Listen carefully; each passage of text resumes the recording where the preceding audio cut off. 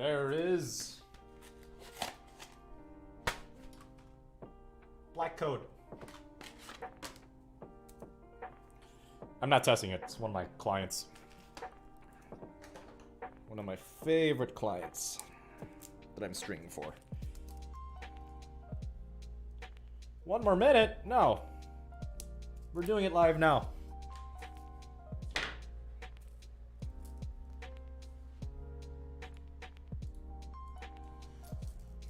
Tennis Brothers. We're gonna be falling asleep in about hour and a half. How have you been, Tennis Brothers? Thanks. I haven't showered in a day because I'm lazy.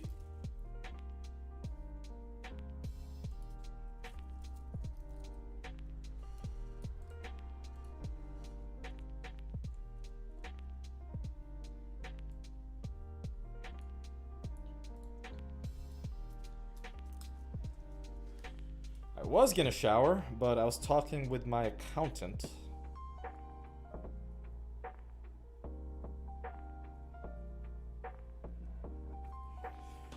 So, didn't have time after the gym, because I don't mean to have this hairstyle. I literally just kind of woke up with this.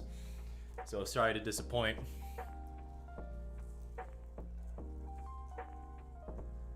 What's up, Jorge Diaz? No, so the person that runs the Tennis Troll channel sent Scott 2 shirts. One for me and one for Scott. And I just got this recently. So, yeah, I'm gonna wear it. Let's see, I have this, and I have a few other shirts from tennis-related people.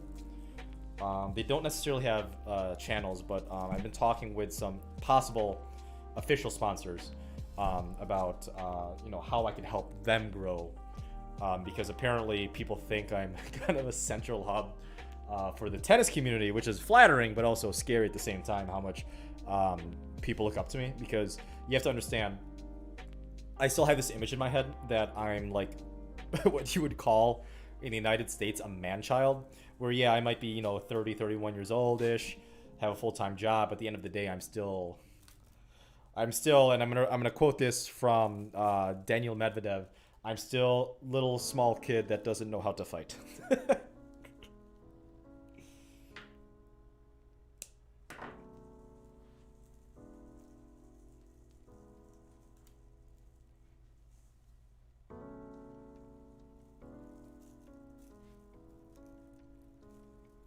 So the main for my client is the Technofiber Black Code, which I don't know. I haven't reviewed it yet, but I think it's in my list. I don't know if I did order it. And then on his crosses is, in all honesty, probably the best feeling multi-filament I have ever played with, and is the closest feeling to natural gut is the Technofiber X1 biphase. Man, Technofiber has made some really good strings recently. Good for them. Although, yeah, obviously this is expensive. I would never use multi-filament because I'll break through it too quickly and it's too expensive. But my goodness, is this a good feeling multi-filament. What's up, Saria? Heard you got a shout out from... Was it? You got a shout out from... Yeah, you're one of the people that got a shout out from Essential Tennis.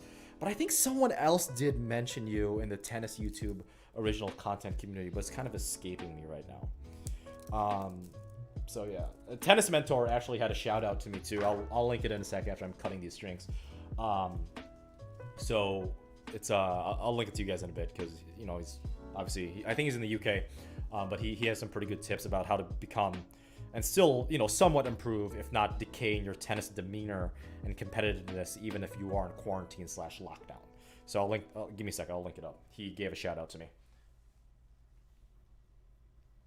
Yeah, I'll try and think of it through this live stream. Saria, I totally forgot, but someone else did mention you. Obviously in a positive light. I mean, why would it be in a negative light at all?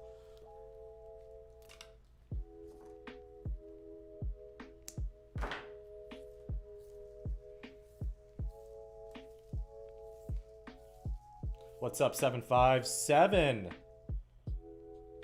Oh, Syria, you got a fan. You got a lot of fans, actually.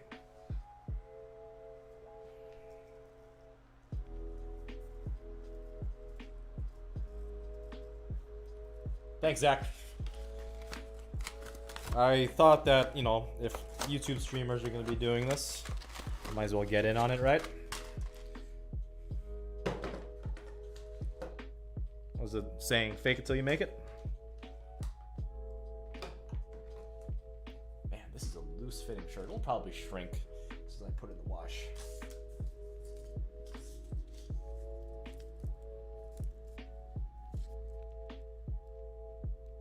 $30 for a 200 reel. So for a full reel, I'm assuming that's around 60 bucks.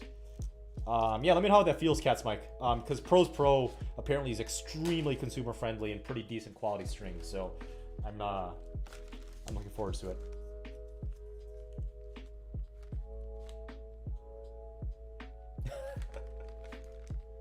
I love Medvedev. Oh my god.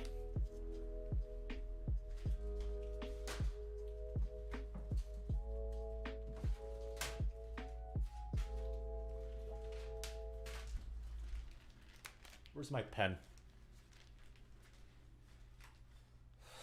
Am I losing my mind?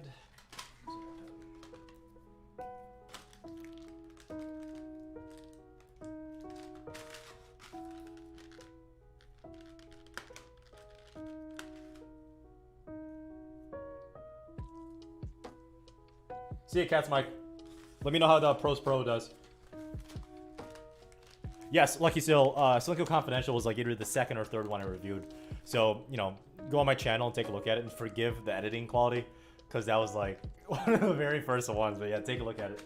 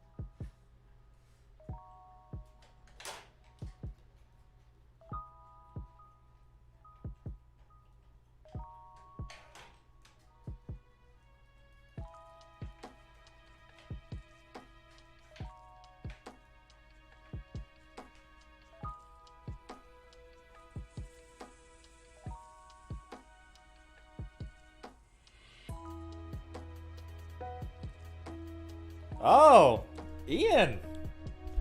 Ian, you and I, we got to figure out a time when I could drop off the Lou Malnati's pizza, and on top of that, you know, do the 10 push-ups in front of you. I keep on forgetting. So I got to check the schedule that you and I have set up on our calendar and see when I can just drop by for dropping off the deep dish pizza.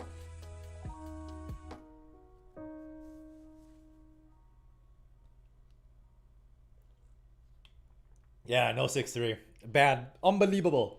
Unbelievable commentary. Unbelievable. Yeah, thanks for the opportunity, Ian. That was I'm sure Scott's gonna do just as good of a job, if not even better, because Scott did have one beer after the match. So Scott has one beer in his tummy when he's commentating on the match between me and Alex, which is up. The highlights will be up tomorrow at 9 p.m. Central Time. So you guys should definitely subscribe to that and set that reminder on.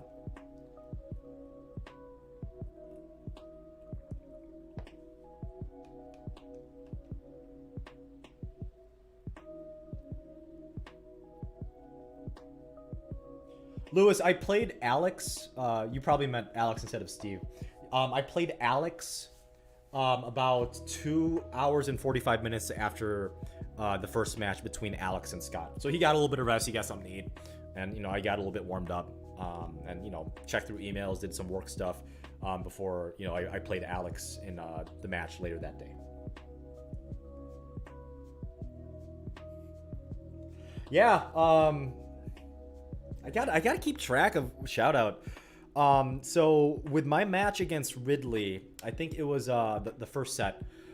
It was Assembled Brick and Vig that called the first set score and the first set winner correctly. So my next video that I'm going to be recording, which is the Yonex Polytour Fire, I got to give them, those two, an official shout out. Yeah, Zach Brown. So where Essential Tennis operates from is about 10 minutes away from where I live, which is where I stream. So it's very, very convenient.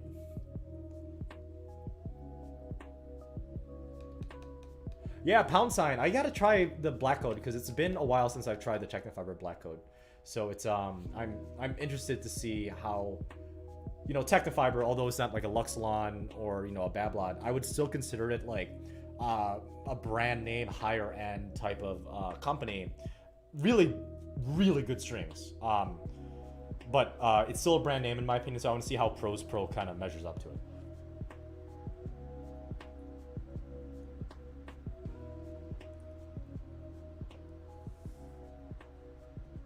Lucky Seal, no problem. So ball pocketing is the amount of time you feel the ball stay on your string bed right before and then shortly right after contact. So the greater amount of ball pocketing, theoretically, the more spin potential, and theoretically, the more natural power. So assuming same racket, assuming same tension, you're going to get better ball pocketing off of something like natural gut or a softer multifilament. And you're going to get less ball pocketing off a stiffer polyester, if that makes any sense.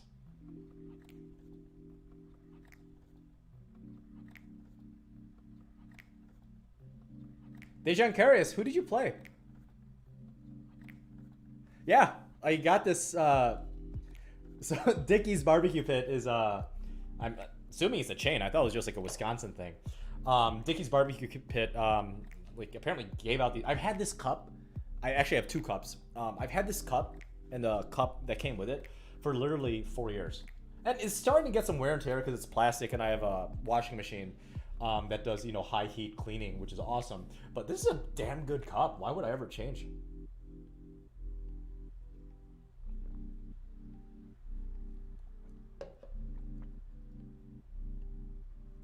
Spencer Moon, I only restring rackets if one of 3 things happen. 1, if the string breaks. 2, if I get elbow problems from like a play test or a new string. Or 3, if like I really need to restring a racket because I haven't broken a string and I want to play test for you guys. Or like if I have a big tournament coming up, kind of like 4 or 5 nationals, and I'll talk about that later.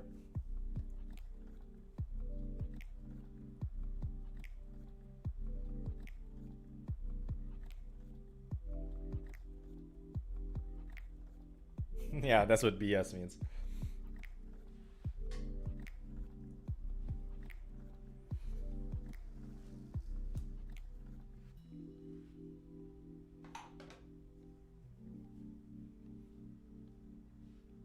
Yeah, Zach, you should probably change that. Not only, like, you know, cut out the strings, but stop using RPM Blast. I'm trying to save you some money, brother.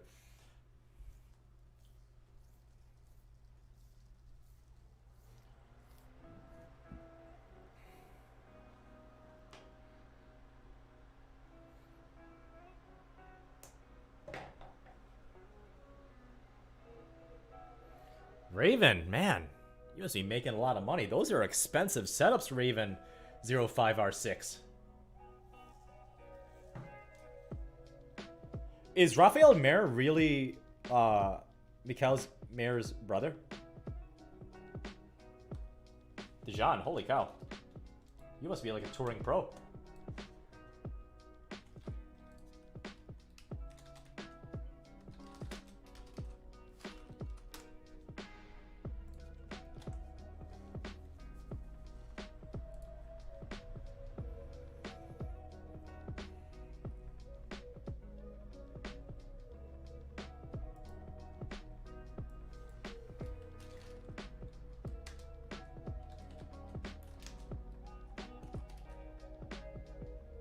Ah, that's why.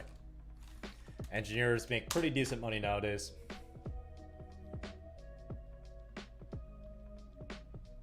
Dejan, you really played Rafael Mayer? Dude, your UTR must be through the roof.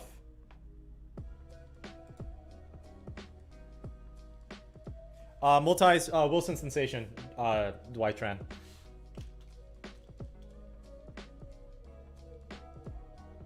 Oh yeah, Ian's done a lot for the YouTube tennis community, especially content creators. He's done. I wouldn't be in this position without him.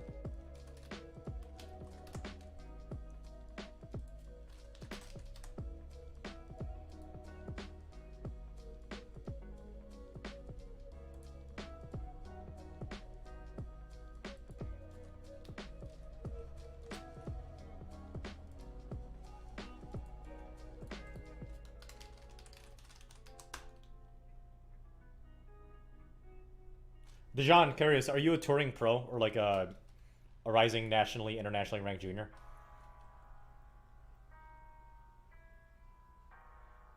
Yeah, Denis Novikov. I've heard that name before.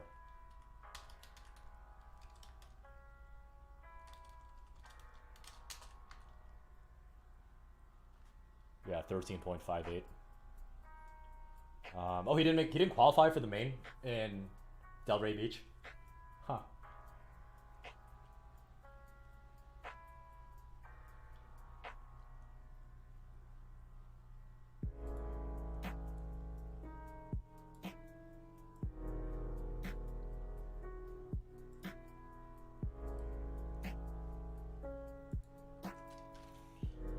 Raphael Murr. Oh, he's only at 10. Okay. But obviously he's super young.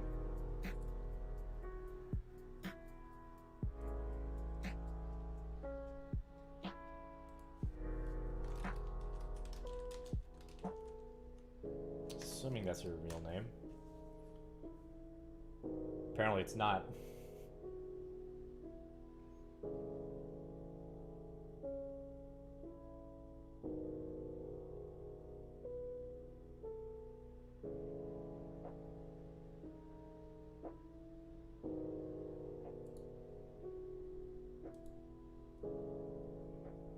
I wonder what mine is. I actually haven't checked in a while. Am I still at 8.9? Oh! I rose!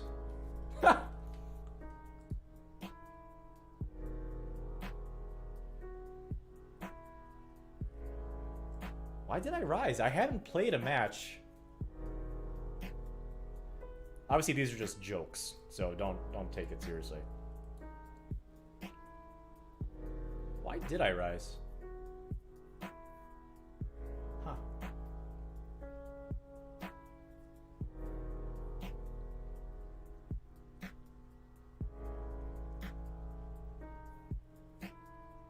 Cool. Guess I'm a 9.2.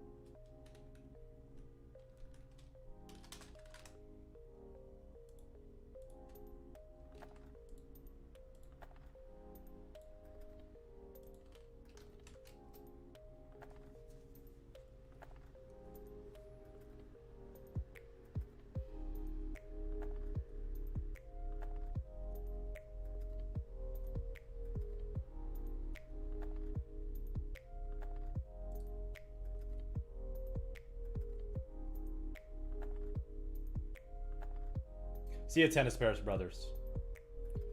Awesome, Raven. I'm glad I could help, man.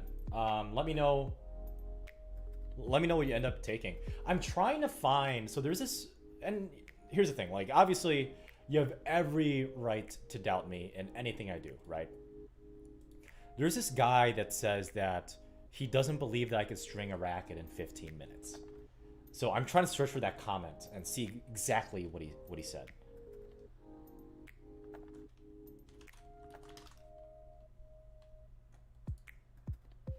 Because a lot of people are asking me about string tutorials, which I'm more than happy to do.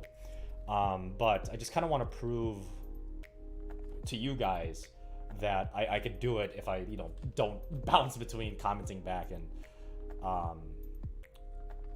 stringing back and forth, which obviously I enjoy hanging out with you guys, but I just kind of want to have a chip on my shoulder.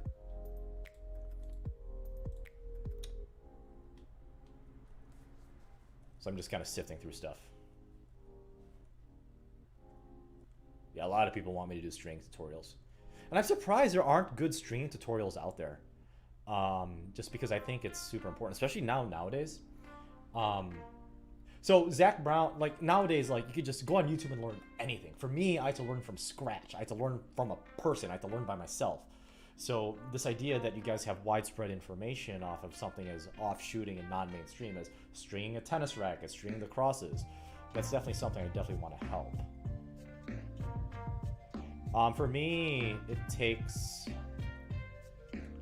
if I'm concentrating on nothing and if I just want to get rackets done, I can get it done in 15 minutes. But if I'm messing around, if I'm watching YouTube, because I have a screen back there that I'll, a TV that I'll put YouTube videos on, like tennis highlights or essential tennis stuff. If I take my time, 20, 25 minutes, but if I really get down to it, I can do it in 15. Yeah, so this one guy. Oh, okay, here we go. And don't go after this guy. I just want to show you guys, the way he was phrasing stuff, and I'm perfectly fine, doing it in front of you guys. I might fail. Who knows? It's not a problem. So, this guy, Fantastic, says, yes, I'd like to learn to weave crosses like the wind. And I made a Colors of the Wind joke, which is a Pocahontas thing, if you guys didn't get it. So he's only strung 100 rackets. Yeah, you just need more practice. Simple as that. So this guy is saying he would love to see me string a racket, right? Real time in 15 minutes. Not saying it's impossible, which is fine. But again, he has every right to doubt me. But I'd like to see it myself. Fine. No big deal.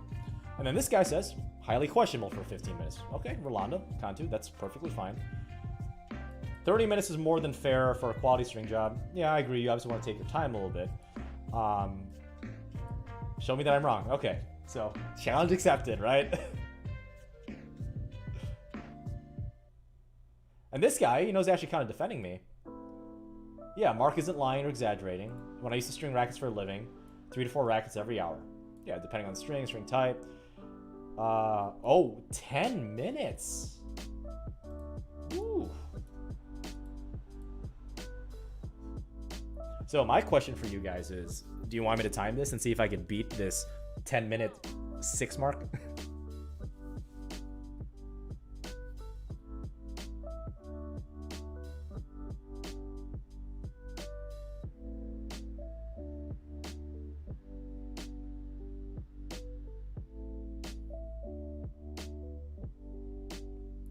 Tennis popular. That's DWoof 0418. Part of that is the USTA's fault, because the USTA, for I believe the longest time, 30 plus years, they've been in charge of making tennis popular, similar to the NBA making not just professional basketball popular, but basketball, NFL, football, American football popular, not just professional American football. So part of it is also culture, where if you go to Europe, and my European friends can attest to this, in Europe, the 2 most popular sports are soccer / football, their version of football, tennis, and then maybe cricket. So depending on what country you live in, so it's just a cultural difference as well. But yeah, don't get me wrong, the USTA sucks. I've been pretty adamant about that ever since I was like 17 or even 18 years old. They don't care about you and me. They care about the money. Yeah, they're a non-profit, but they don't care about the money.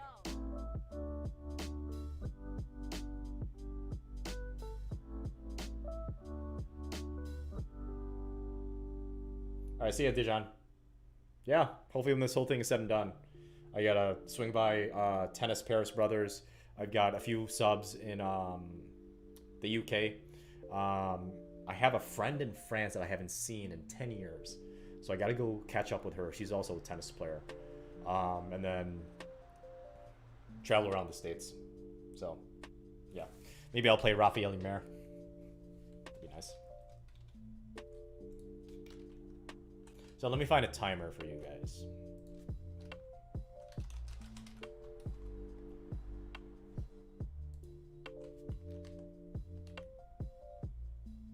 Okay. So I found a timer on YouTube, right?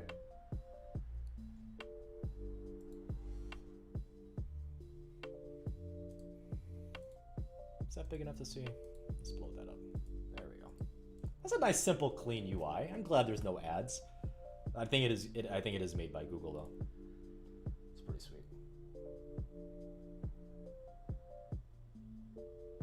Pickleball Dwoo. Yeah, pickleball is up and coming, and I actually am considering branching out to pickleball if I do quit my full-time job, because I think I'm talented enough for it. I just gotta learn the strategies. Because my body type is actually pretty good for pickleball, both singles and doubles. So it's up and coming, but I don't think the pickleball will ever bend to the USTA, because they know that the USTA is bad, whatever association is heading pickleball in the States right now. As of now, I don't know, but that is something I will keep in mind in the analysis video of what I want to make of critiquing the USTA and hopefully improving it. Yeah, Boston, I'd be more than happy to as soon as the pandemic is done, if I have enough time and money. Yeah, that's not a problem. I've never been to Boston. So, yeah. Okay. So, are you guys with okay, 10 or 15 minutes, me string this racket and not answering any questions, because I want to prove to those people in a live stream format that it's not questionable to be able to string a racket sub 15 minutes. There's a timer on screen, obviously.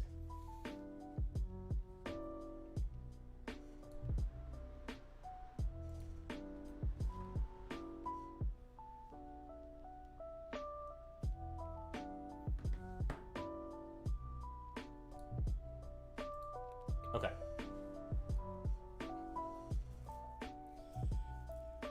So, this is one of my favorite clients' rackets, Wilson Clash 100 Pro. Technofiber Black Code 17 gauge on the mains, strung at 51 pounds, and then Technofiber X1 biphase 17 gauge, also at 51 pounds. See how this goes. Not a pizza bed. No. So, as soon as I weave the very first mains, speedrun like, the Dark Souls stuff. As soon as I put this through the grommet. I need more lighting, do I? Nah, I like it dark. I'm a gremlin. Go!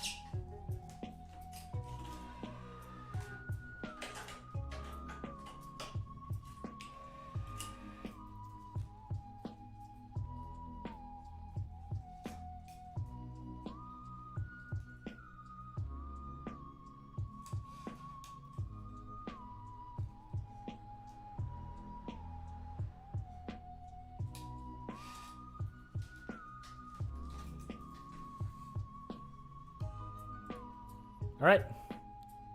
Just over 12 minutes.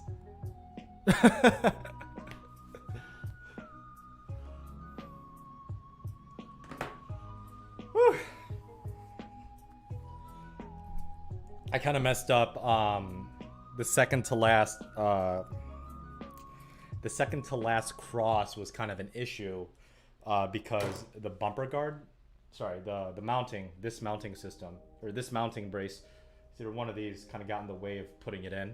So in case you didn't see, I did like, you know, make the edge of the cross a little bit sharper for it to go through. I think I could have saved a minute there. That would have put me at like 11.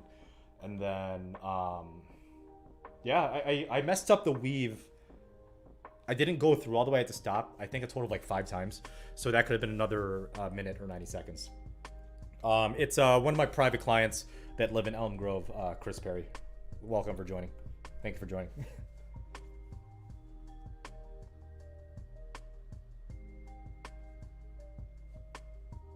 Yeah, gloves are a bad idea because you really need to feel the string, especially if you're weaving on the crosses.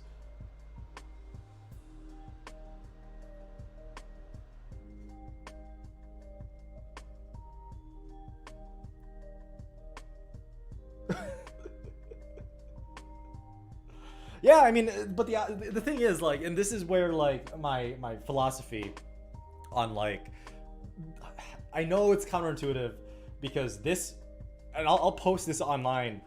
I actually think, I don't know if it's technically a world record, what I did here, but it's definitely a YouTube record because I don't think anybody has, like, a legit, you know, timer, nonetheless a live stream, a legit timer in sync with an unedited video footage, actually technically 2 because I got this camera and then this camera of stringing a racket, you know, in good faith. So yeah, I mean, it's, so yeah, I'm pretty proud of this. I'm not gonna lie, I'm glad I did in front of you guys. So yeah, I'll post this up later. Yeah, that's what I was gonna do, James 1, to make it its own clip because obviously, you know, this 12 minutes and 5 seconds, give or take a few minutes, you know, it's, I wouldn't say go viral. I mean, I'm not going to complain if it does, but if, you know, someone searches, you know, fastest stringing for tennis, I'll probably end up popping up.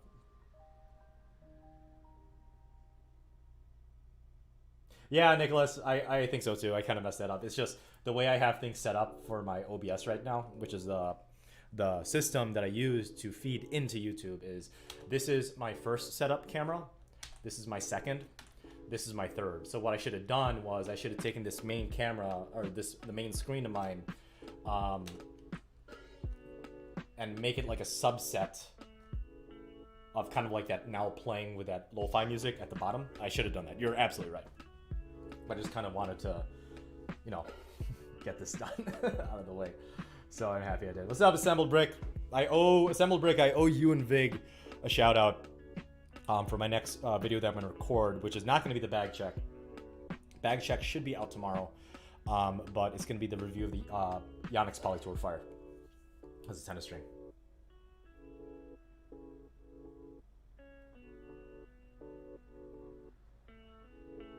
Oh, they did, Rainier? That's awesome. 7 minutes? Good for them.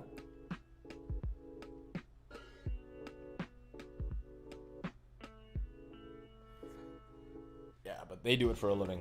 I do it as a supplement.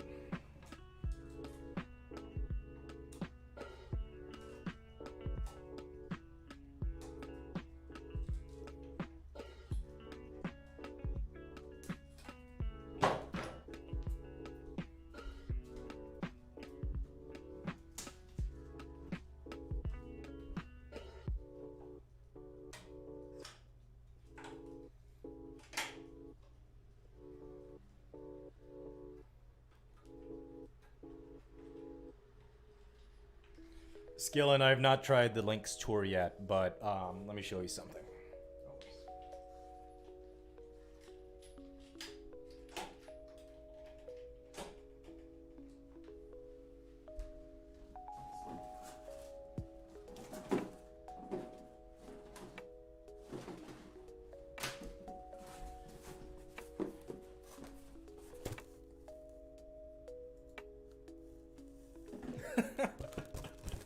How's it going, Justin Tennis? You'll be surprised.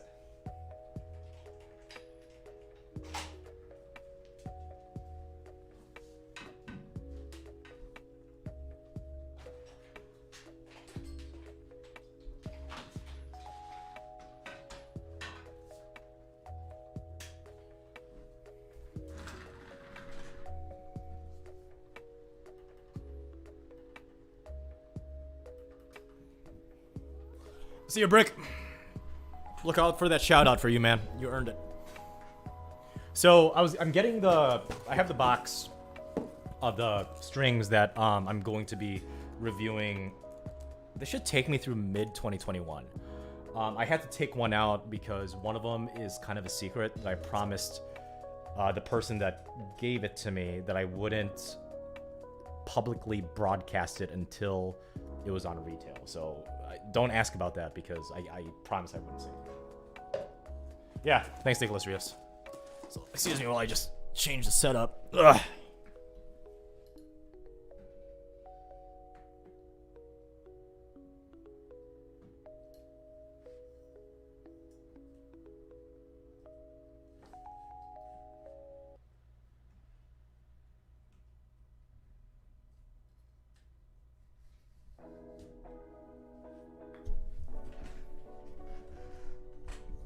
Oh, it's a nice angle. We gotta change it though.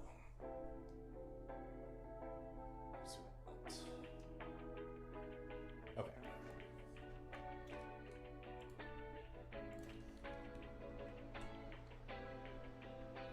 A little bright, but that'll do.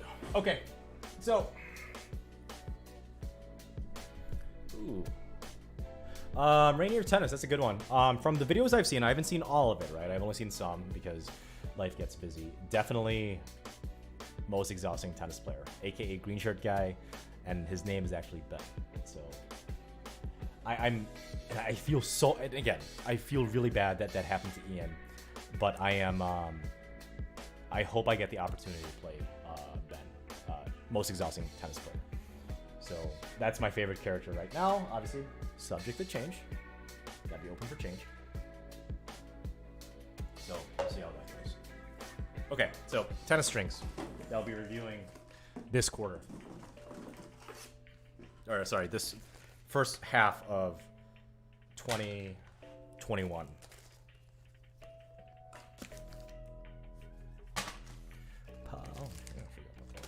Okay. First one that literally just came in the mail because it was you can't buy it on like a regular online retailer is the T1 Black Knight. Heard pretty good things about it. So excited to playtest this, aka has to go through the voting process that I put on Instagram. So that's gonna be a possibility. The one that you guys actually voted for. Actually, let me see the voting results of this. Not necessarily. He's a tricky player, Andre Taggart. He's a tricky player.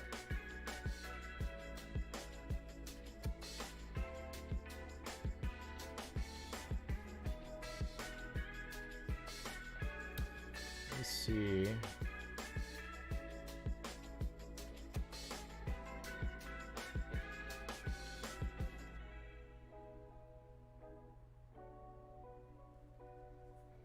So the latest poll was the T1 Black Knight versus the Vocal V Square. Oh, hey Ethan. Ethan is followed me on. He found me on either Instagram or YouTube. Easy with the language though, Ethan. Me and him hit from time to time. He actually lives in the Milwaukee area too, so just easy on the language there, Ethan. He's a little salty right now. So I voted.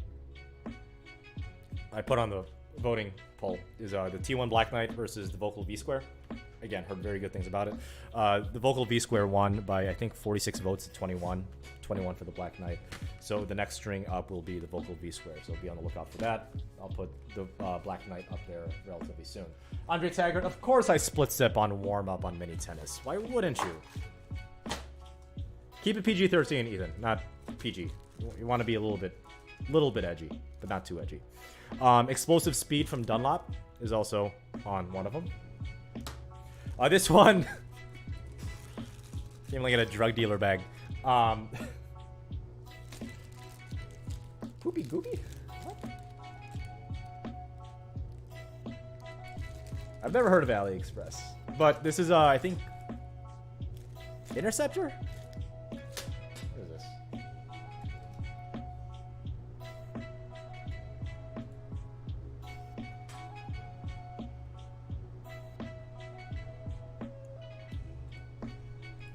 So I have to go through like all the way back there.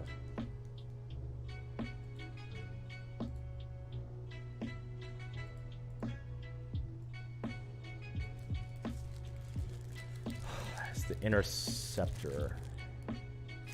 What the heck is this?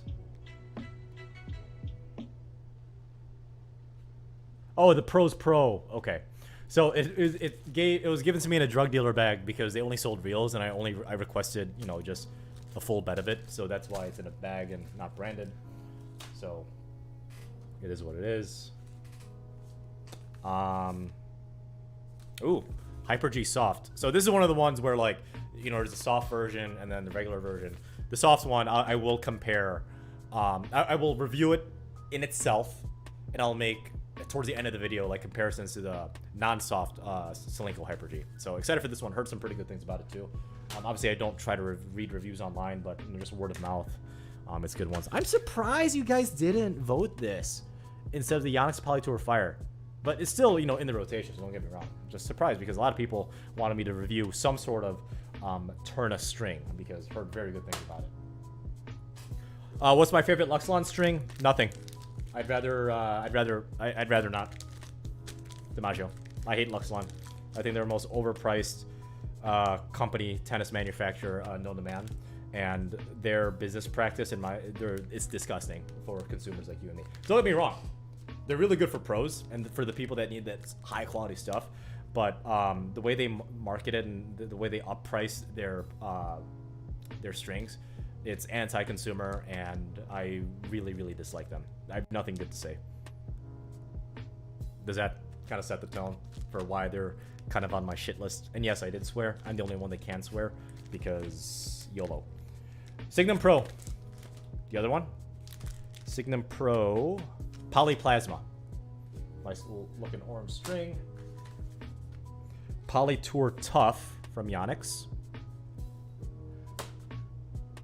PGM, what's your string?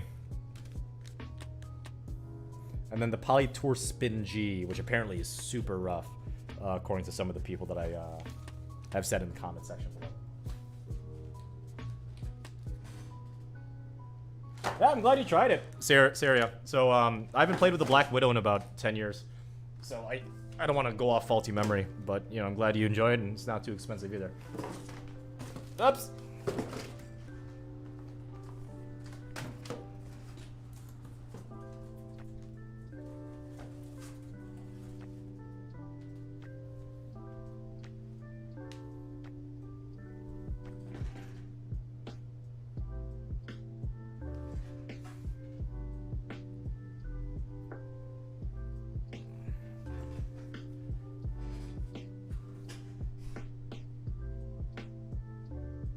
PJM21, I did review the Solinco Hyper G, but not the Hyper G Soft. The Solinco Hyper G was one of the... Actually, I think the Solinco Hyper G was my very first string review on this channel. Yeah, Diwu, it's as simple as this. There are better alternative strings out there. And in my opinion, the Luxilon strings that I've tested so far and I've actually played with, none of them are nearly as good overall, at least for my style of gameplay and the gameplay of about 100 other people I've talked to that aren't touring pros, that are, you know, regular club tennis players like me, anywhere from the 3.5 to like the 5.5 range. And they don't use Luxilon. They use something else, like maybe like a Prince or, you know, ISOspeed baseline control I've converted a few people on, and they've saved thousands of dollars a year. And, you know, Solinco right now is really good for consumers if you like, you know, stiffer shaped polyester strings, and it's half the price of Luxilon, and in my opinion it plays better. So I don't understand why, like, I would spend $209 on a reel of Luxilon 4G rough if I could get a better string for my playstyle and the playstyle of several dozen different people I know offhand, and buy a reel of that string for like 220 or 160 or maybe even $40. So I don't get it at all.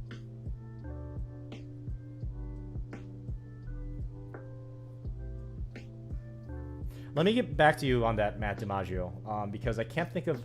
I know of an alternative to Luxilon Alu Power, right? I'm not going to say it right now. But I don't know of an alternative to a Luxilon Alu Power rough, because I really don't play with rough strings that much. The Babolat RPM Blast rough... Sorry, the Babolat RPM rough, I mean, it was okay. It was incredibly stiff. Someone said in the comments that the Babolat RPM rough was a lot softer than the Babolat RPM Blast, and that is a complete lie from my experience. An absolute complete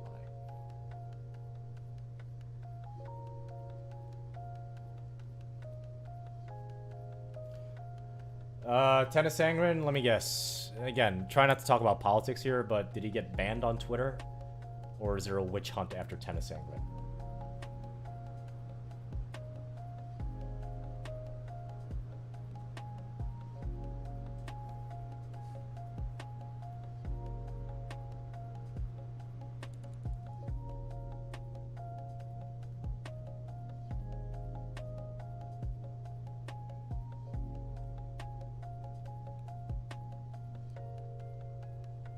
Yeah, Gamma Synthetic Gut. That and Prince Synthetic Gut with Duraflex are both very good, cheap multi-filaments, especially for crosses, if you guys hybrid it.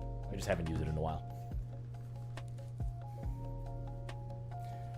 Alright guys, if you want, send me your send me a link to a video you guys want me to, you know, slightly critique you on. Again, you know, obviously, I'm coaching you, I'm not going to chew you out. No one is going to harass you in the comments. If they do, they're banned for life. So feel free to send me anything my way to kind of review you guys. I'm yours for the time being. So, you know, take advantage of it.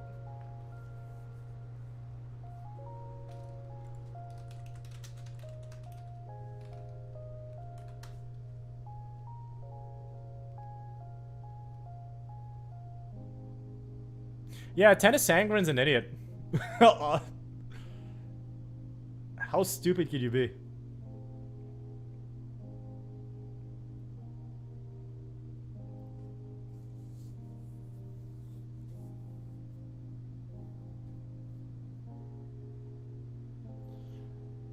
Well, Raven, I mean, you're a high-level tennis player, so all power to you, but man, Pro Staff 90. I used a K-Factor 90 back in college when I was a lot stronger, a lot younger back then, and a lot in better shape, but I did, I hybrided it with, yeah, I think it was Luxilon, because we got free strings at my school, because we were sponsored by Wilson, and Wilson owns Luxilon, so I think it was Savage, Luxilon Savage, and then Wilson Sensation on the crosses. Kamusta ka, Marvin? How are you doing, my man?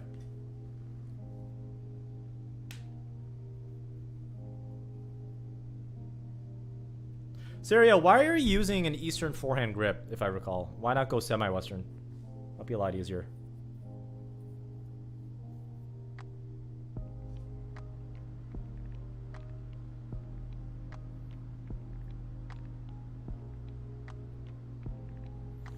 So you want, so Diwu, so your question is, do you think there should be a more individual promotion of tennis athletes overall? Well, I mean, yes, you do have Djokovic, you got Nadal, you got Djokovic, you got Nadal, you got Federer, obviously. Trying to think. To an extent, you have Alexander Zverev with the gravity rackets from Head. But that's a tough one because, yes, for singles specifically, it is an individual sport.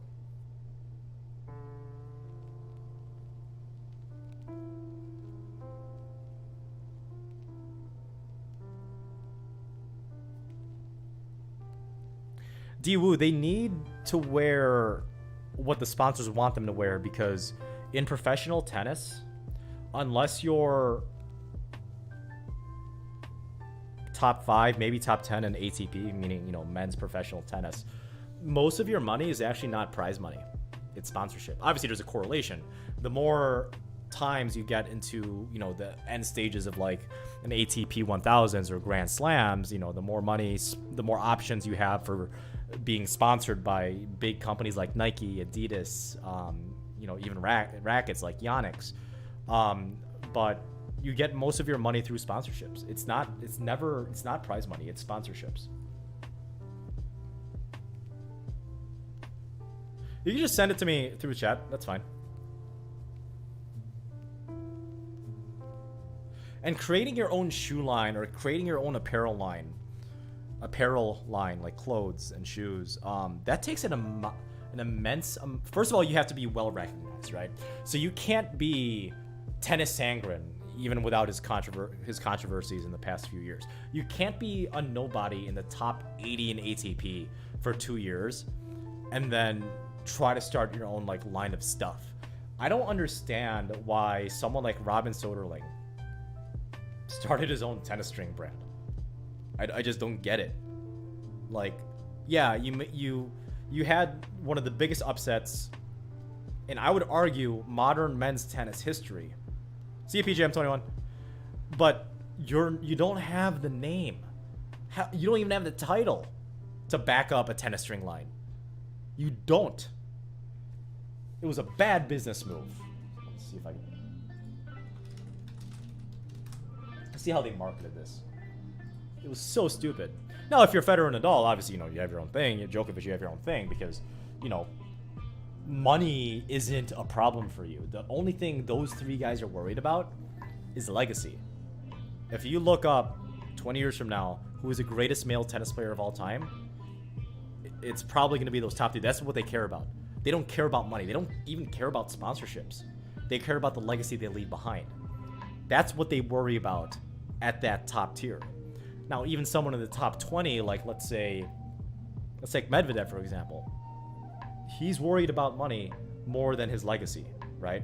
Obviously, you know, you want to have both, but it's one of those things where he has different priorities. Completely different priorities. And I just noticed I was looking at the completely wrong camera, so sorry about that. Completely different priorities. All right, thanks, Saria. I'll take a look at it later.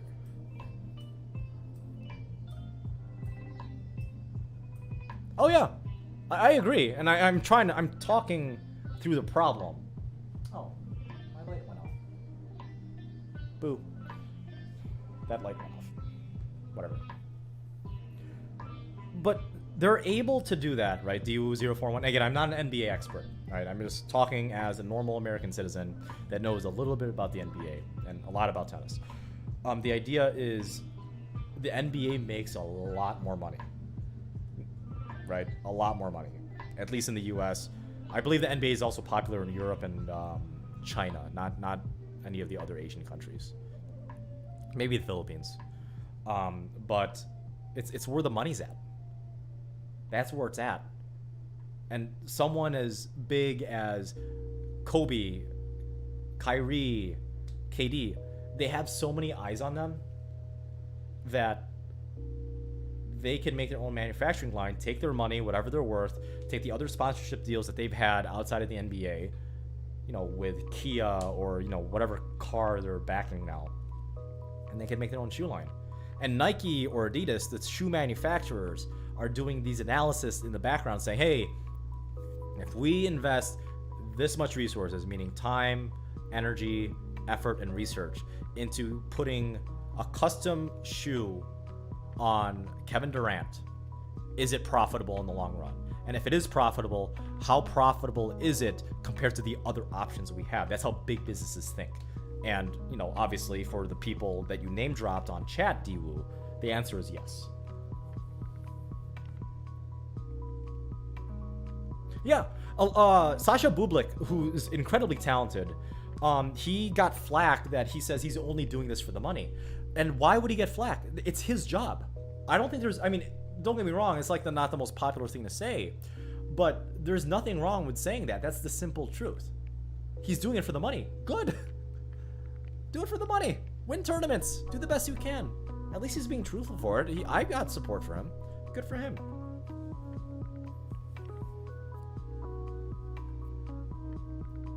LOL, what grip do I use? On my forehand, I use a semi-Western grip. It sometimes might slip in that awkward region between the semi-Western and almost full Western, kind of in that area, but I try not to let that happen. So for layman's terms, I use a semi-Western forehand grip. Oh yeah, millions. Rainier, don't forget, he gets bored at Wimbledon. Remember, he gets bored. He's already accomplished everything, so he just bored out in round 2 or 3 in Wimbledon gentlemen's singles.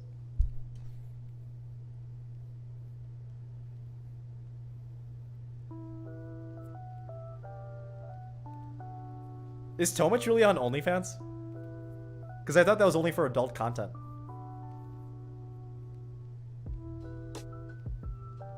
Is this Top Chat?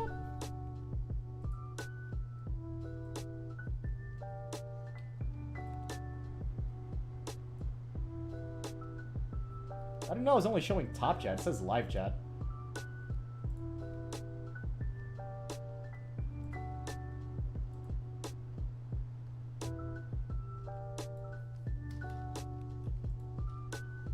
Alright, there we go. Sorry about that, guys. Send it again. This is Live Chat now. I thought... for some reason, I only did Top Chat, which is kind of a weird setting to me.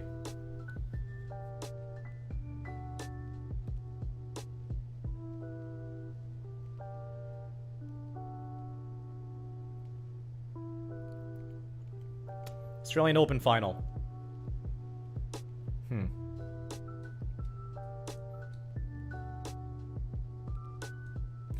Here's my top 3, right? And obviously it depends on, you know, what bracket they fall, what half of the bracket they fall into for men's Open, men's Australian Open. Medvedev, Dominic Thiem, Djokovic. I think one of those 3 is going to win the entire thing this year. And 2 of those 3 are going to appear in the final.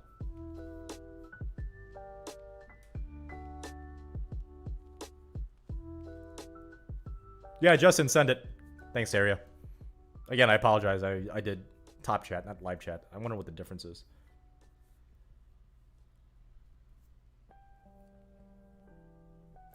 If Tomic wins the Australian Open this year, assuming he qualifies, I will gladly eat a bucket of wings with Carolina Reaper hot sauce smothered on top of them.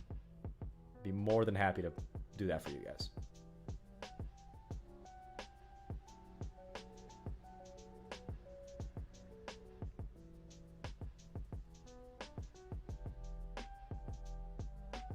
Diwu, I don't know what the solution is. It has something to do with money, because at the end of the day, it's all about the money, right? Unless you're Federer or Djokovic. But for corporations that, you know, are obviously gatekeeping this, USTA, the corporations that are gatekeeping this, for them, it's all about the money. Whether you're a for-profit company or non-profit, it's always about the money.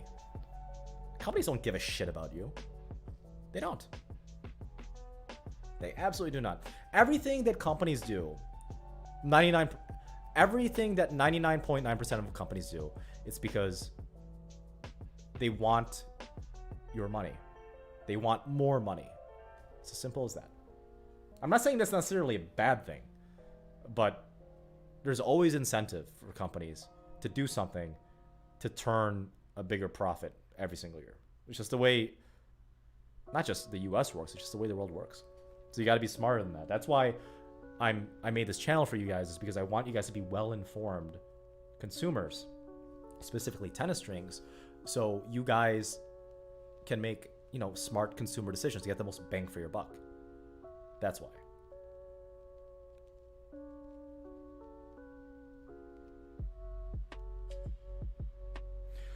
Saria and Justin Tennis, can you email it to me?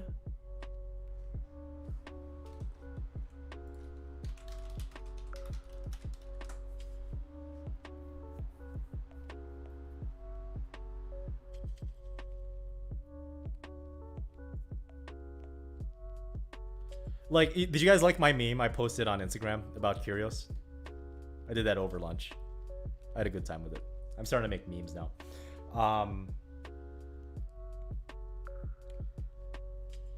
I honestly think this, again, this is my opinion. I don't have any scientific background on it, so I'm just saying this is my opinion. I think Kyrgios is the most talented tennis player on the men's tour that has ever like existed, besides maybe a Marat Safin.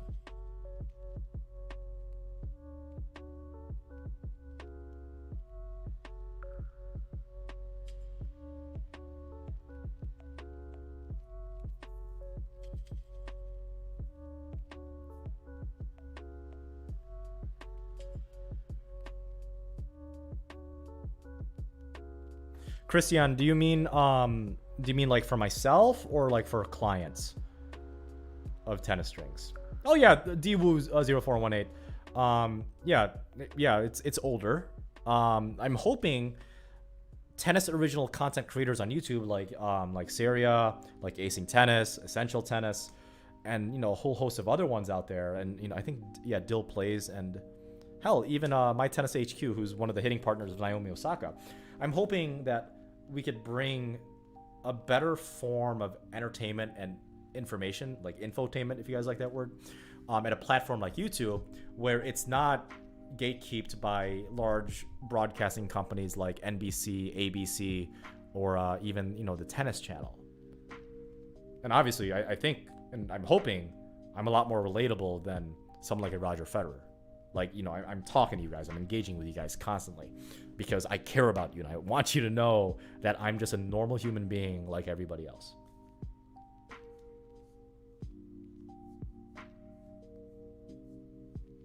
What's up, Loco? Ron Laviolette. Sorry if I'm pronouncing that wrong. Do I think Dustin Brown, the Dustin Brown, can have another major upset versus a top 10 guy? Absolutely. But it's going to have to be on grass. It can't be on hard court. It can't be on clay. Definitely not clay. It has to be on grass. My God, was that an entertaining match?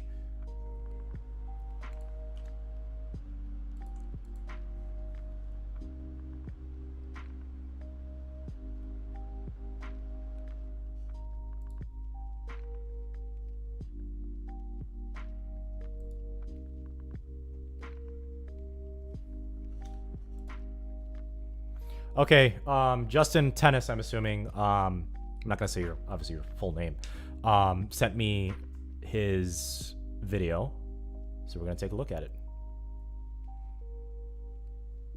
Not the entire thing. I'm not gonna spend 19 minutes, as much as I love you guys.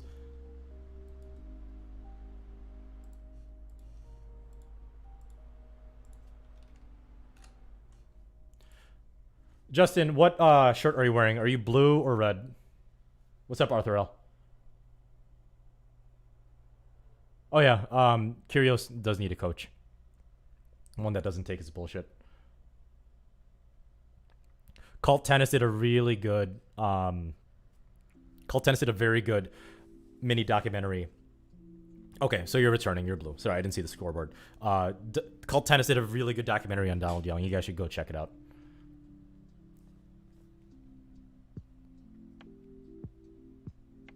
Okay, that's a good error. Justin, are you using Selenko Hyper-G?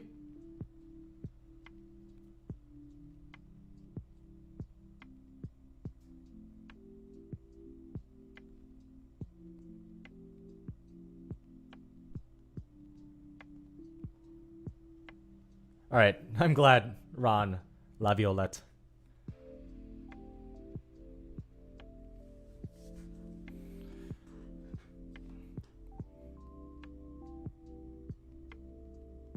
A6 Gel Resolution 8. Nice. I have the exact same color on the exact same shoe.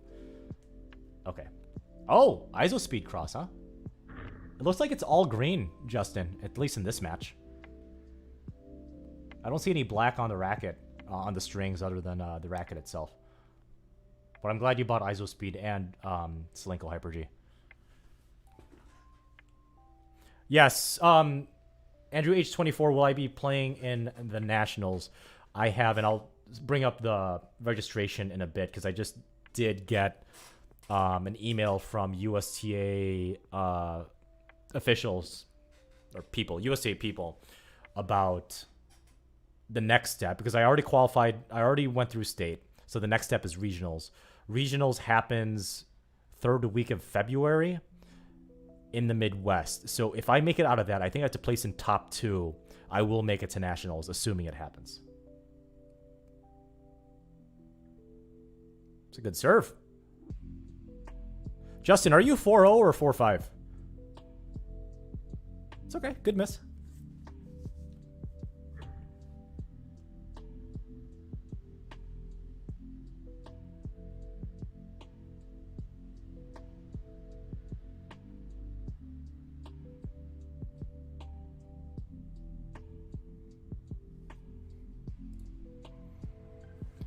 Justin, can I give you a tip on the serve? Overall, it's very good. There's a little thing you can do that'll give you about 10 to 15 miles per hour more on your serve. Okay. What rating do you guys think Justin Tennis is? I think he's a 4-0, at least in Midwest.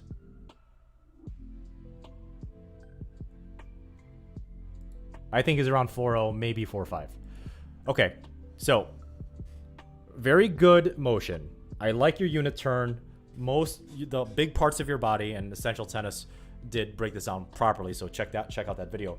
But the big parts of your body, meaning your torso, specifically your hips and your legs, are more than perpendicular to the baseline. So you're coiled up more than what most people would assume to be, so that's good.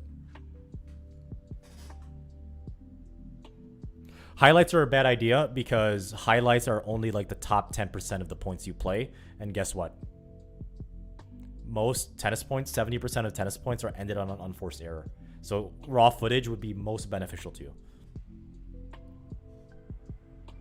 Well, I'm hoping if I win nationals, Andrew H24, that I will get bumped up to 5-0. That'd be really... Oh, you know what? No, not necessarily. Because the USTA did come out and say that given the current circumstances with the worldwide pandemic, anything that happens in any USTA league and tournament will not determine that you get bumped up or bumped down. So like this year, rating wise, is a wash. So I could double bagel everybody in nationals and regional / sectionals, and I'm still rated a 4-5. How awesome is that?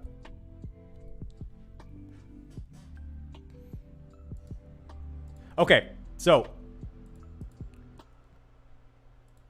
you do need to bend your elbow just in tennis. Karen, I'm a 4-5. Shush. So everything here, in my opinion, is technically perfect given what you want to achieve as a singles tennis player right now, just in tennis. But I will say,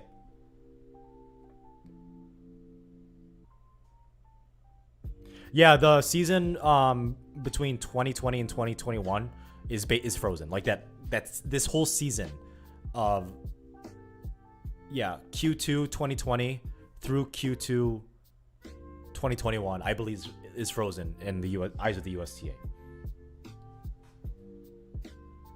Oh, I agree, but the USTA thinks I'm a 4-5, so I'm gonna ride that out. Okay, so this elbow tuck, this elbow bend is fine, Justin. Yes, I have Raven 05R6. I have played open level tournaments. So Justin Tennis, you tuck in that elbow just, in my opinion, just a little bit too much. This is fine. Stupid ads. This is fine, but you see how you tuck it in even more? Like right there? In my opinion, that's a little bit too much. So try that out. Next time you're on the court, like, you're obviously supposed to bend your elbow. Your motion is technically perfect. I love it. But just don't tuck in that elbow too close to your rib cage when you do that bend right before you go up. So instead of focusing your energy on tucking that elbow in, focus your energy on like throwing a pitch in baseball of like exploding forward and up. Don't tuck that elbow in too much.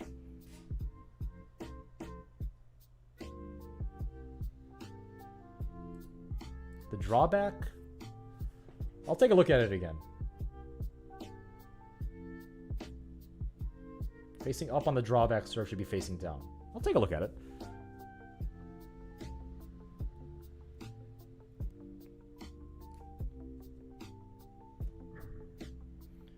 Okay, so here's a preparation, right?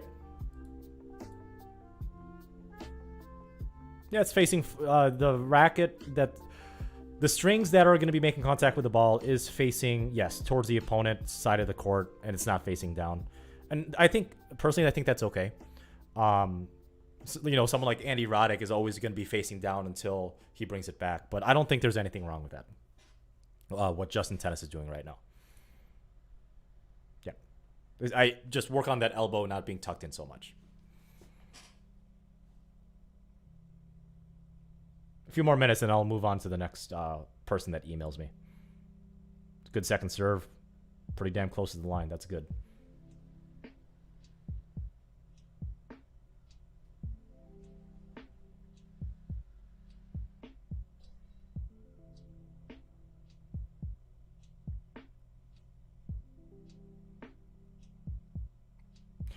This camera position's pretty damn good.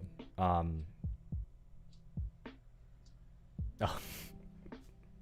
All right.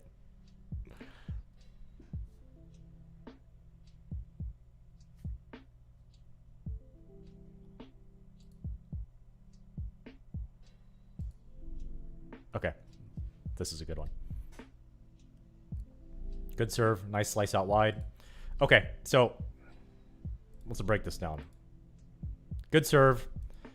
Your opponent did a good job hitting the return cross court. Probably should have been a little bit deeper, but plenty of splint, plenty of height for you to be forced to hit another point, and that's perfectly okay.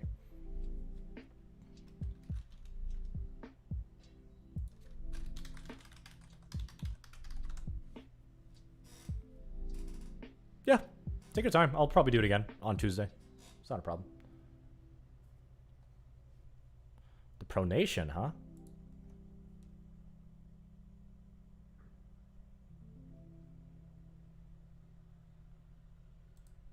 That one's a bad example because it's a slice, so he's not going to be pronating nearly as much as a topspin / kick serve or a flat one. Also, the pronation is a little bit hard to see, and that is a good point, though. The pronation is a little bit hard to see right now, the Asian dude. It's because he's wearing a long sleeve, so it's hard for me, you know, given this. I'm assuming this isn't 4K or true HD, nonetheless. Even though it is a good, this is a perfect position for like a camera or GoPro when recording tennis. I wish I could get this on every single one of my match plays and B-rolls, but given how equipment is nowadays and you know where the fence is, it's impossible to do it 100% of the time. The forearm pronation is kind of hard to see here because he's wearing a long sleeve, so it's hard for me to see exactly like how his muscle and his forearm along with his bones extend all the way through. And also, this is a slice serve out wide to his opponent who's a righty, so it's a little bit hard to see.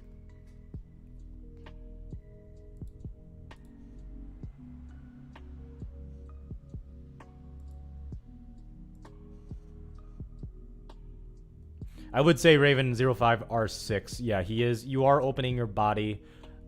You're opening your chest cavity specifically and a little bit of your shoulders a little bit too soon to get a little more pop. Good call, Raven. So, you're loading up fine on this forehand ground stroke, Justin, right? Yeah, send it to me, Rainier.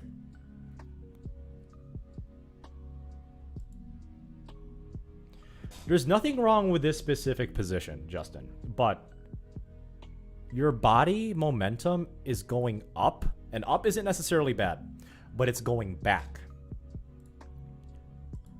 So you can tell because the way you land after you hit that forehand in this point, you're further back in the court than when you were right before you swing at it.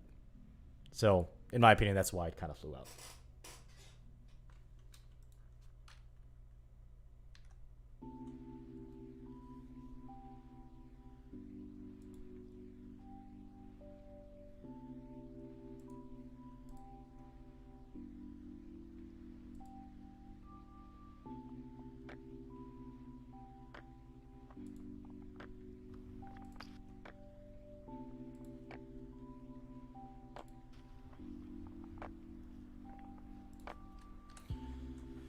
So that was a quick upload, Syria. This tennis court looks familiar. Did you prop this camera right on top of the fence?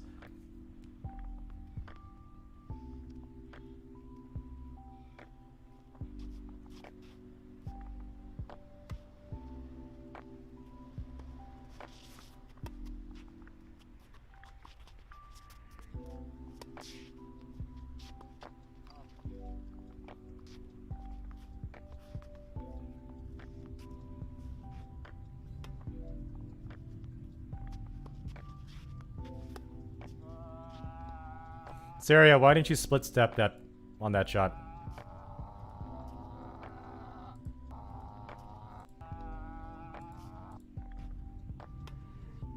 Should always be split stepping. That one you split step, that's fine. This one you did it. Even if it's out, split step.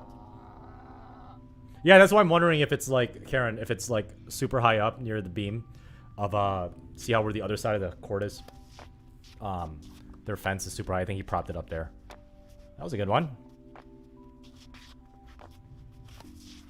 Syria, you're using it seems like a semi-Western grip on your forehand.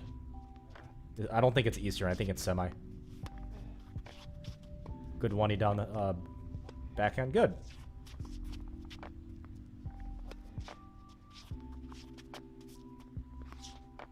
A little bad miss. I'm assuming you're not swinging 100% right now because it seems to be really cold where this is. Surprised the nets are up. Glad you found time to hit though.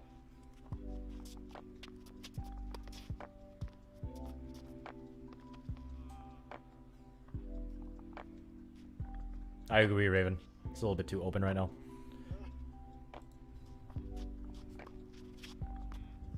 That one I think was fine with the shoulders, the way it opened. That's a weird one. So, look at your feet, Syria. Why? Okay, so it's a close stance, and that's okay. You didn't open your shoulders nearly as early as, you know, the forehand, like, 3 shots ago in this video. But look at your left foot, your back foot, and therefore look at kind of where your momentum is going after you make contact with the ball. It's like, it's back. It should be forward. Even in warm-ups like this. Yeah, you got to drive it through the court.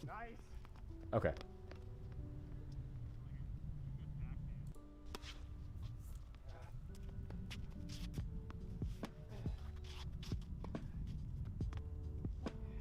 That's good.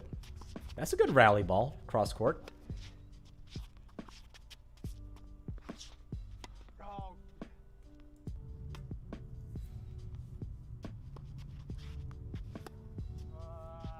So I know it's cold, but especially with a one-hander, you gotta keep accelerating.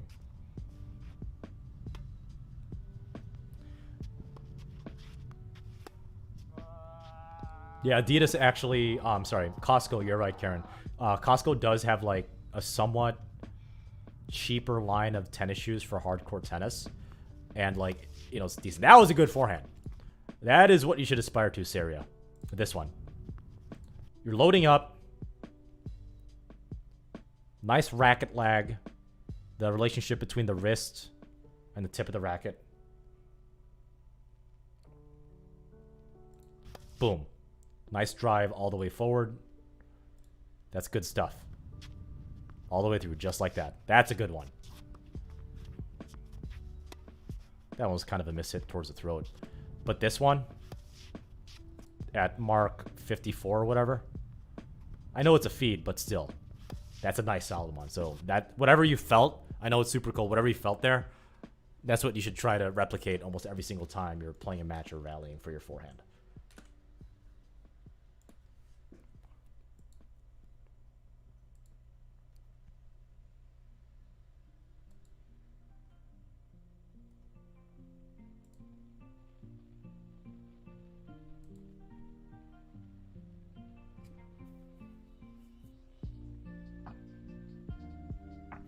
Okay, this individual emailed me 4. I'm gonna just choose 1.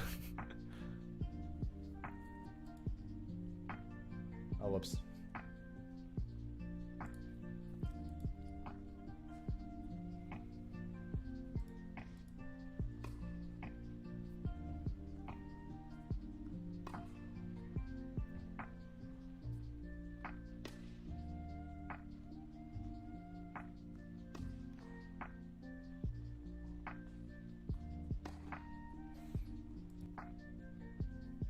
I'm wondering if this person has...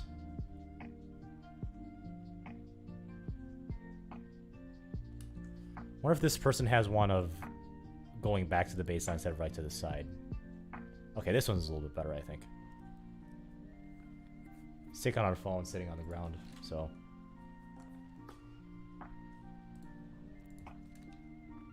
Obviously, I can't see where the ball lands.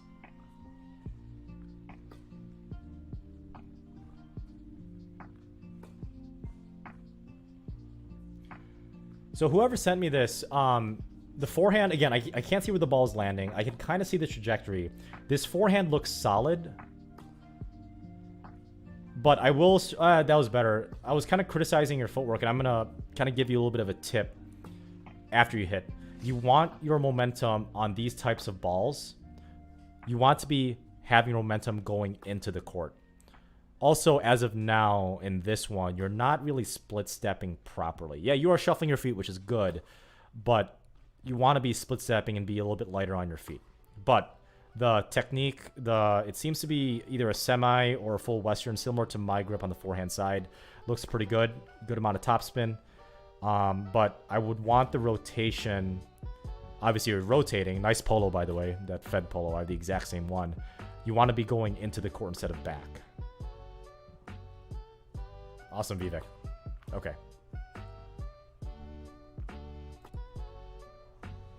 Yeah, but you're just kind of shuffling your feet. You want to be like split-stepping right before your opponent hits the ball. Or your, in this case, I'm assuming tennis partner. But the forehand looks solid. Good. Good length on that.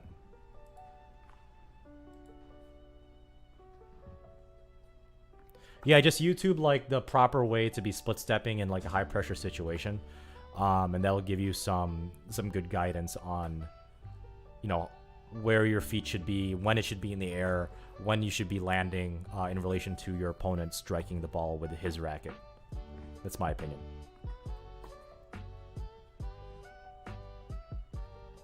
That racket prep wasn't too early in that one, Andre Taggart. It's a fluid take back. It's, you know, it's slow and then accelerates towards... Yeah, I think that's fine. Yep.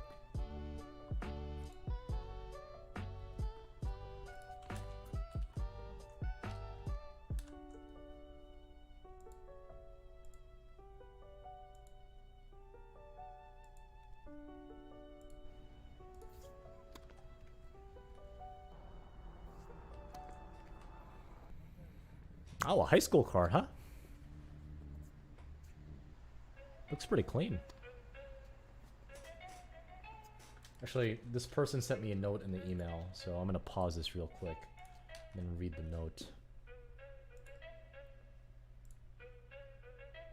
Okay, you're wearing the black shirt. Okay.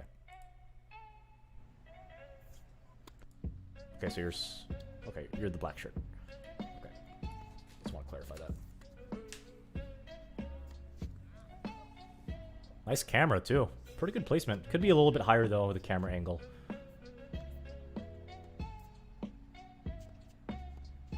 It's a beautiful backdrop.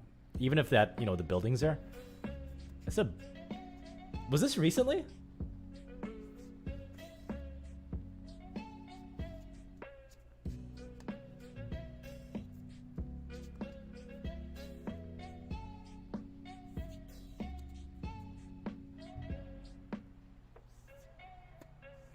Okay, good. Nice stroke on the forehand there. Got him off guard with the heavy pace. Nice serve. About 2 inches inside of the line. Yeah, a little bit of a tip. Move those balls. Yeah, Karen, they're fake clouds here, right? Yep. Fake clouds.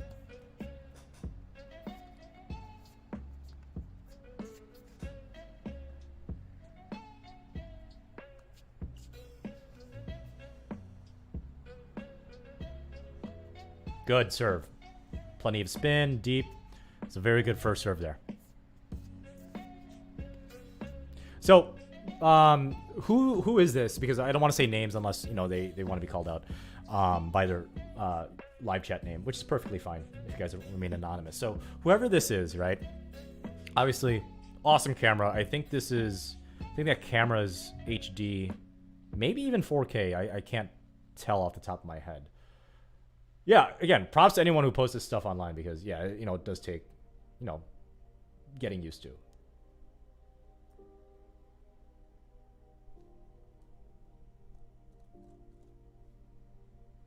But I want to talk about this shot. Not that shot. This shot that the black shirt is about to hit. Right? No, this one. Okay, so let's take it point by point. Right?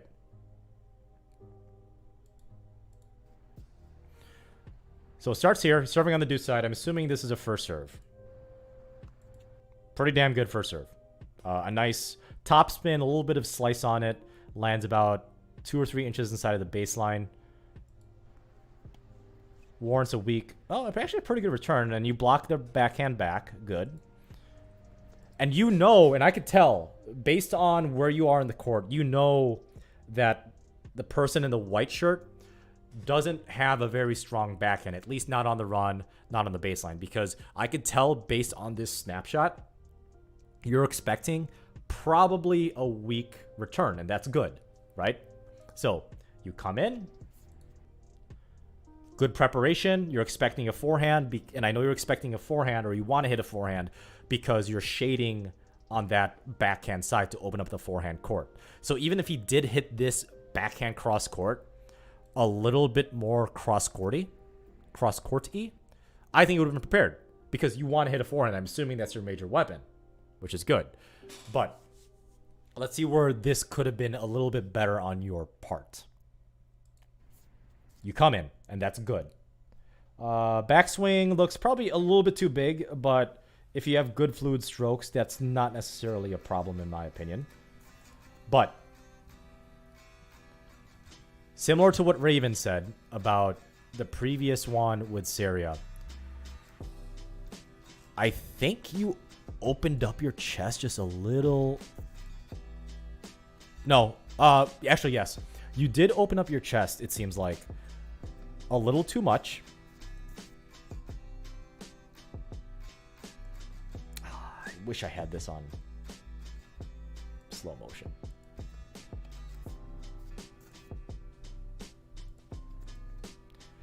Okay, so you hit the net tape on an approach shot, right? The bottom of the net tape specifically. There's actually, I don't think there's anything wrong. I don't think there's anything wrong with hitting a net tape on an approach shot. But if you want to take your game, your attacking game to the next level, I'm assuming this is David because you said yes. I'm assuming, David, if you want to take your game to the next level, your attacking game, 1, close your chest and your shoulders. Don't open up too early. If you're going up the middle based on your position, or if you want to go inside out. Again, I'm assuming because you're proactively setting up with your feet for a forehand approach shot in this specific point in this context, you're going inside in. And it seems like your opponent knows that too, or your partner knows that too in the white shirt, because look where he's leaning already.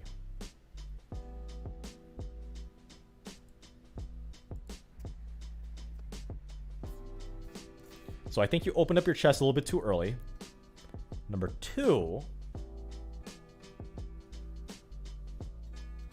you're too close to the ball.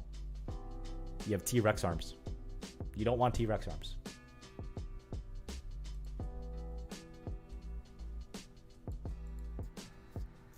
When you made contact with that ball, your elbow was basically at your rib cage. So what you should have done in this case, as soon as you knew that the ball was going to be coming from his backhand to what I would argue is basically the middle of the court, and you want to hit a forehand, remember, it's not coming in straight at you, right?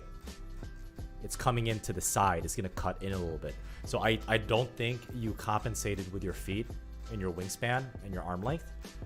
That extra, like, part of the court, that geometry of it going into your body because he is cross court. So you got to make room. Now, if this was straight up the middle, which obviously it's not, but if this is straight up the middle, I think it would have been fine because the ball would have been coming in like this. It wouldn't have been coming in like this to your forehand or to your body. Thanks, DatBoy05.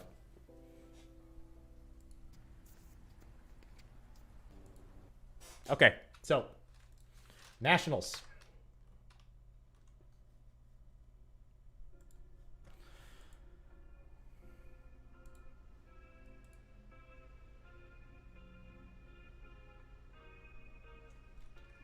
Hey, Jen. Glad I could help. I didn't know they have a T-Rex emoji. That's awesome. I'm trying to find my...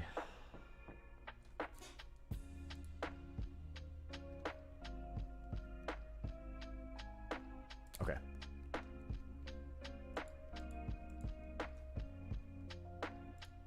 What's up, Lolly Boy? What's up, Toby Bob? Happy Thursday. Evening, if you're in the Americas. Yeah. No, T-Rex Arms gets it. Yeah, I mean, it's just T-Rex Arms, man. I get you.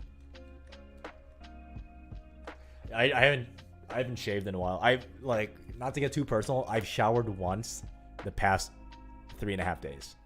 So I've been pretty bumming. I've actually been grinding at I've been doing a lot of work, not only for YouTube but also my full-time job as well. And I know I feel bad because I keep on promising you guys the Discord, and the Discord is actually up, but I haven't set up kind of like the rules yet because, you know, Discord, when you enter, you're like in the lobby or you're in the general chat. In the general chat, you know, there's the policies, there's, you know, what you say, what you shouldn't say, stuff like that. So I'm setting that up right now with Brian, who's my main hitting partner, and he's going to be a moderator. So, you know, there's people aren't shit flinging each other like crazy. But yeah, I'm excited to make that community with you guys. So I will have that Discord up sooner rather than later. I just have to finish video editing the bag check, which a lot of you guys have been excited to be able to see what's actually in my bag. And also I have to finish writing the script for the Yonex Polytour Fire. I'm done playtesting the Yonex Polytour Fire. I haven't written the script yet, but obviously, you know, it's up here right now, so I got to get it in a document format, like a Google Docs, and then I'll be stringing up the vocal V square, which is what you guys voted on.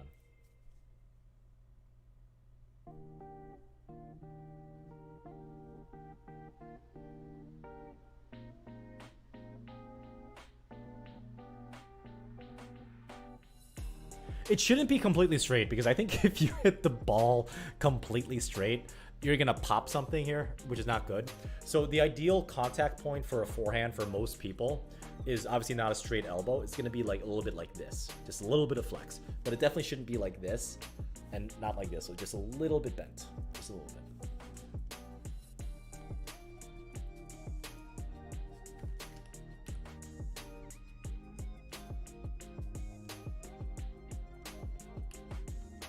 Longest I've went without showering. I'm assuming, like, you know, swimming also counts as showering, or, you know, dousing yourself in a body of water counts. If that includes the definition of showering, oh, I'd love to play Kevin Garlington D-Woo. That'd be great. But he's in Kansas or Nebraska. He's somewhere in the middle part of the Americas. I think 4 days, so I'm kind of pushing it. I don't want to push it, but I'm pushing it. So, I am going to literally Chagrin Falls, Ohio.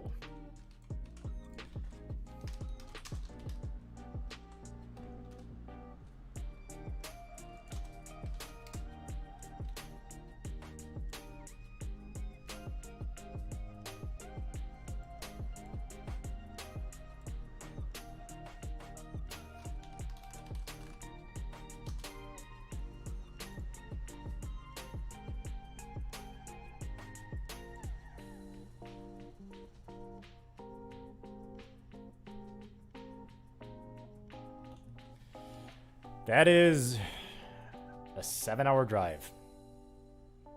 Assuming no traffic. Assuming no snow.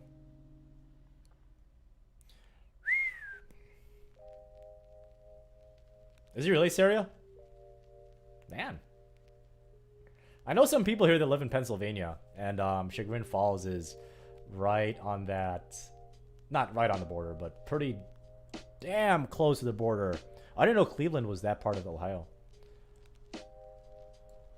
Near Pennsylvania.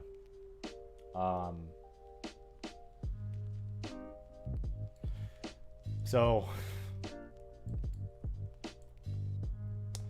I've made this trip plenty times before because my parents live near Arlington Heights. That's not a problem. Gary, Indiana, yeah. Fort Wayne, I had my mixed doubles tournament there for nationals. Sorry, sectionals. In October of 2019. That was fun. I blacked out at a Buffalo Wild Wings the night before because I'm mature like that. Oh, Columbus is south. Okay. Columbus is middle of Ohio. Oh, Cincinnati's south. Okay. Okay.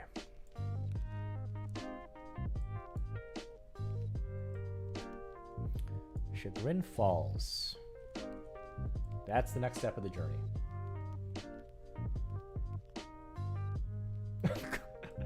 They have Culvers in Chicago now? I thought that was mainly a suburb thing in Illinois. You know, they creep down from Wisconsin.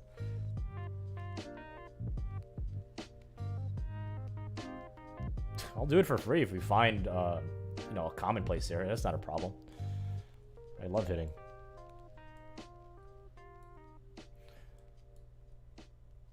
So the issue is, right?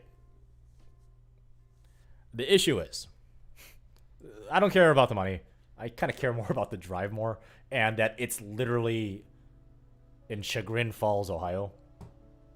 Whatever. They probably had to avoid major cities because of, you know, the thing that shall not be named.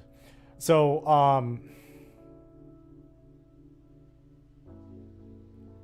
men's 15 over. Oh, 15 over 3-0.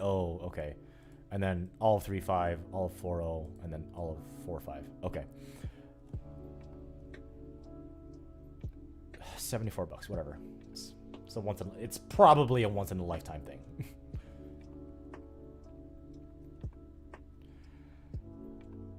Okay, so the issue is, right? The only issue is the format. I absolutely hate the format. It's best of 3, which is fine, but it's fast 4 sets. And it's weird. The tiebreak is at 3 games all. Like, this is where you kind of like have a thing in your head. You're like, is that even like tennis? I mean, it technically is.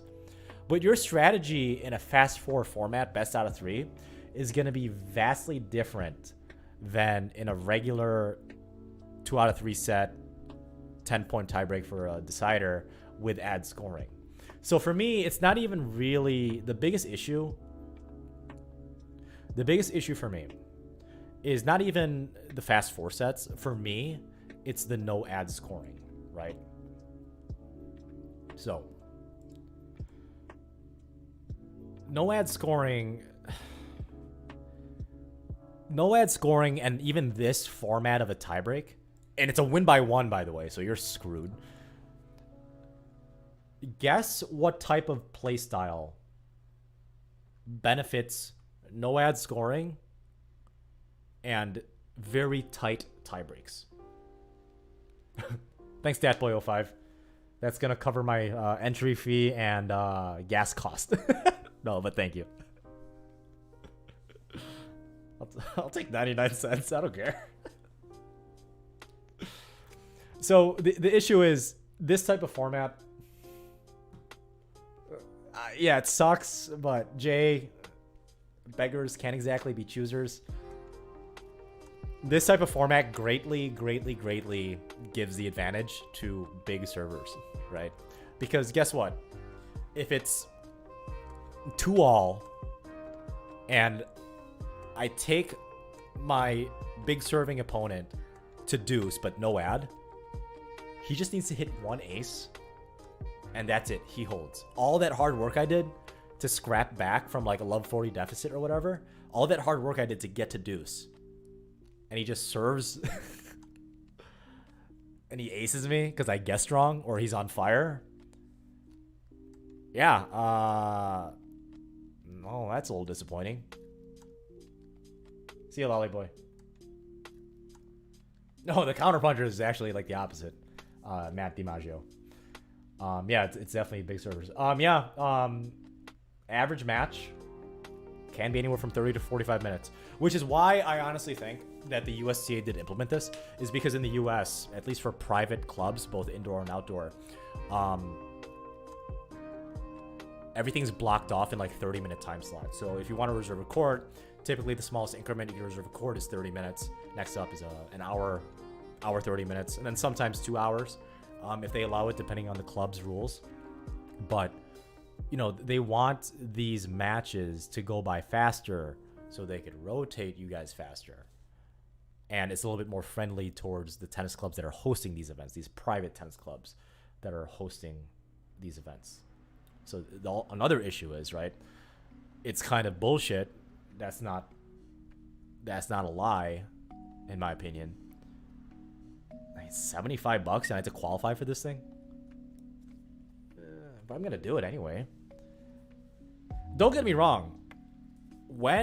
If I qualify for nationals, I'm gonna do the most in-depth critique of the USTA.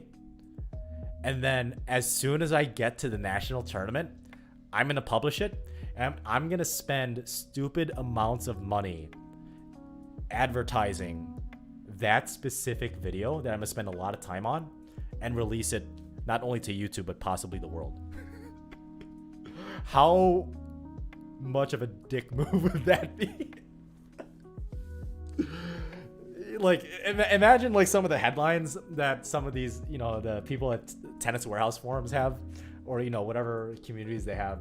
If someone that like qualifies or even wins the USTA national tournament releases like kind of like an expose of what needs to change in the USTA and why it hasn't changed recently. That would be I kind of want to win nationals, not just for the title, but just so I can do that, because they can't discredit me. Like, I won 4 or 5 nationals if that were to happen. Oh, what do you know about the USTA? Well, I mean, I've been a member since I was like 10 years old, and I won this national title, so I kind of have merit to say that as a consumer. Because, you know, every time that's like the Grand Slam equivalent of that is like, imagine, okay, for example, Andy Roddick, who won it in what, 2003, the US Open, the men's US Open tournament back in what, 2003, when he beat Juan Carlos Ferrero back in 2003. Yeah, I think I could win. I think I could win nationals. Assuming I qualify, everybody has a chance. So yes, I can. I think I can win nationals. But it's the idea that, imagine Andy Roddick, after winning the US Open in 2003, his first and only Grand Slam title, the ceremony starts, people shake hands, people cheer, clap, say, "Your own Andy Roddick, the 2003 US Men's Open National Champion." He walks up in the ceremony with the microphone. He literally just goes, "I'd like to thank my mom, my dad, and my non-receding hairline that definitely won't be receding in the near future. And I would not like to thank the USTA because the USTA, you have corrupted American tennis, and you guys are extremely greedy and have no good intentions backing your recent decisions of lack of resources towards grassroots tennis. And you should all be ashamed of what you've done." Can you imagine if he actually said that? That's kind of like my equivalent of saying that. I'm going to be dreaming about this for a while now. I'll be dreaming.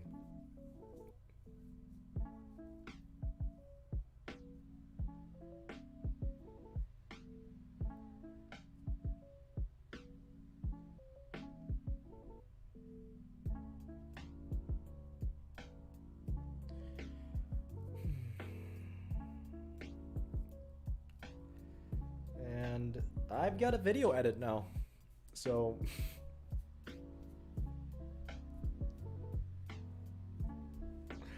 all right, guys, thanks for hanging out, and thanks for watching me not break the world record for a racket restring. But I think I did a pretty damn good job. So if you guys haven't already, click like, hit subscribe if you haven't already. It helps people see stuff like this and cut through the marketing bullshit. And as always, guys, see you next time, and happy hitting.